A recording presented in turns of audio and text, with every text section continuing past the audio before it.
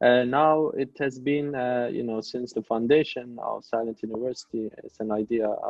It has been 8 years, ninth year we are entering, and I think it's a very important example, especially from the perspective of the art world. It's really exceptional to see that an artistic project gets that kind of long-term sustained support, because also institutions themselves are very fragile. The directors change, curators change, other people, coordinators, everybody changes. So you can start with one concept, one idea, but by the time you can implement it in a functional way, everybody might be gone. The first example was in London, and I'm happy that we were able to celebrate Visible Award with that first group. Everyone was asylum seeker. Nobody had a proper promise to be able to stay in UK, including me. And 2-3 years after, we continue, because I engaged and I went for different reasons back to UK, and also to celebrate Visible Award. We organized another event in Oxford in collaboration with Oxford University, and multiple engagement. Delfina Foundation continued at the time. After 1 year of official involvement, they wanted to continue hosting Silent University for a few more years at the time. But what I saw that, okay, I wasn't experienced enough to imagine like how this first group, once they get their documents, they can take over. So we had those questions. Do we register? Like they were asking me. I said, well, if you all decide, you can register, of course, as a charity, as an organization, as an NGO, but the whole idea is to transform the existing institutions. Also in terms of, as you say, of transforming the institutions, so to bring into a so-called real university, such a project that wants to, and in a university where they want to study what is migration, what it takes, what does a migrant today represent within society, and to bring such a project there with a ceremony and a seminar organized in relation to that, that was, I think, a super important decision. And also we learned that, for instance, somebody like Mulugetu, if I remember correct his name, an asylum seeker from Eritrea, Yes. He told us, like, for instance, how the symbolic episode of receiving the card of the university, and it was useful when he got stopped by the police to show this card, because it immediately made him belong to something in society. Recognition is a tool, instead of authorization, replacing recognition. That's an anecdote also I take from Saskia Sassen. If you have Silent University lecture next to Oxford University lecture, we are talking that kind of recognition. So it was important. For instance, a few candidates, PhD candidates, wrote us, and they said, well, we also want to come and observe, your events. And we say, I answered them saying, why don't you organize it? So that was very important step as well. During that event, we went one step further, that people from outside of organization, they got involved in that way and start to organize. And I tried a few other things, thinking, okay, we can imply this kind of institutional collaboration, that a large institution come with a certain budget, have to collaborate with an NGO and an academy. But also, what if this happening in Amman or in Athens, in countries where you cannot rely most things on institutional funding or support or structures? It has to be, from bottom up. And it has to be, with more assembly model, more collective spirit.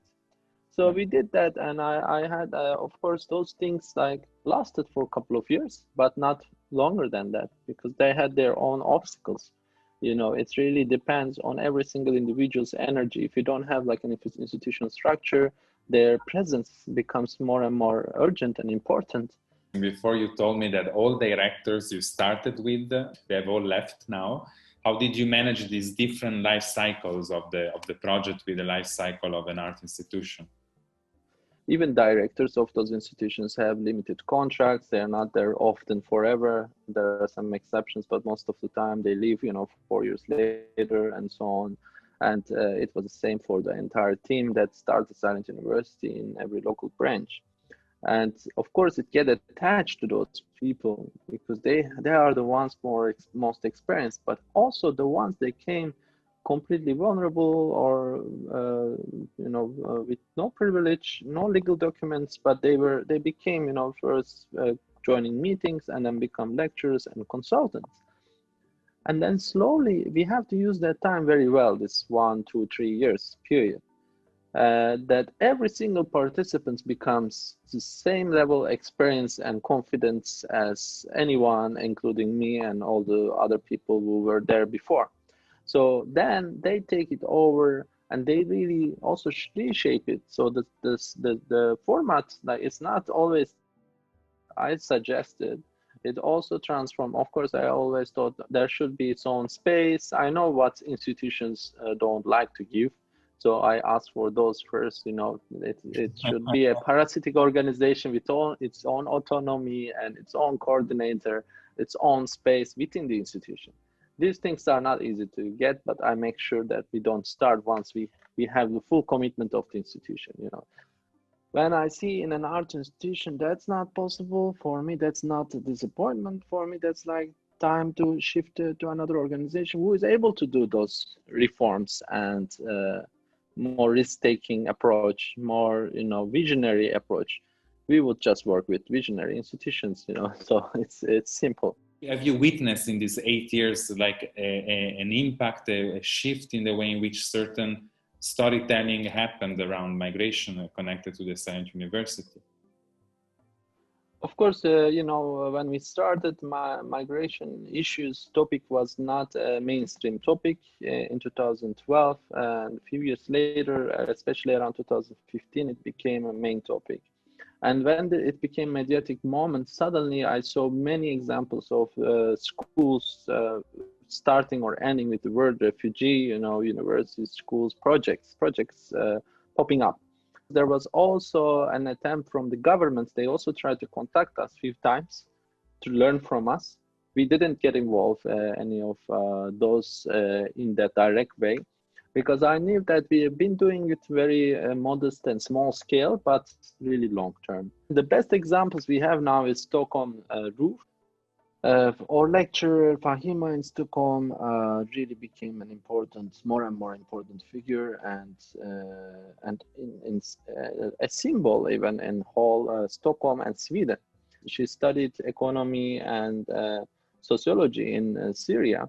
But she was teaching Swedish 4 years. She came 25 years ago to Sweden, and she was teaching Swedish to new arrivals. So now she does that within the context of Silent University at Tensta, Konsthall, but she is actually all the time being interviewed by the media, Swedish media, as an example, because her school actually became one of the most important language schools in Sweden for new arrivals. That's like the unique address for a lot of people to go, and it is better than what government themselves was able to arrange. In Mülheim, Hamburg was already there. I wasn't sure if there should be another branch in Germany, and then there was, and now Mülheim became the most organized branch. From the first group, 4 lecturers, they became organized lecturers and coordinators, and the most active one is Bridget.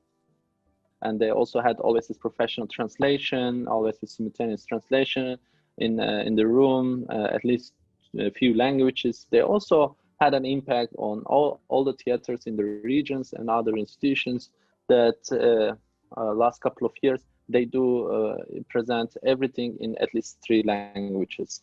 That's what they told me, that now everything is not only translated to English, but also Arabic, and they're working on involving other languages.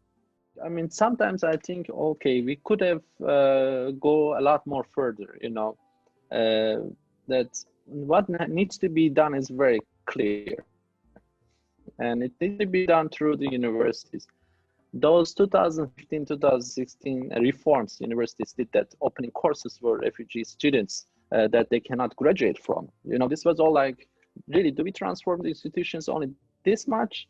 Just adding some courses and having some co-teaching situation like in a symbolic way, or do we really learn how we can operate in multiple languages, and really activate all this multiple knowledge?